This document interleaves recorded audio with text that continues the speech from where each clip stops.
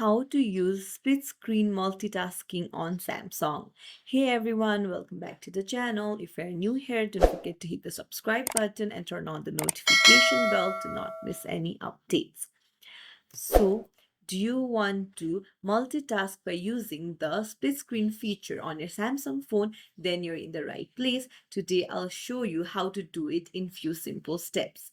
So, first things first, you'll see a white straight line on the very bottom of your home screen. So what you need to do is you will need to hold it and then swipe it a bit up, and then all the apps that are opened will be shown. Now, you can see a app logo on the very top. You'll just have to tap on it, and then you can see open in split screen view.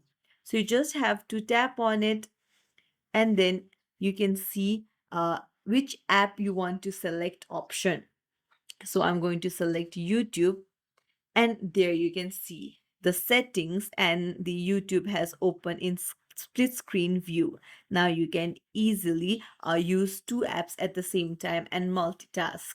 If you found this tutorial helpful, don't forget to like and subscribe to our channel for more tips and tricks. Thank you for watching.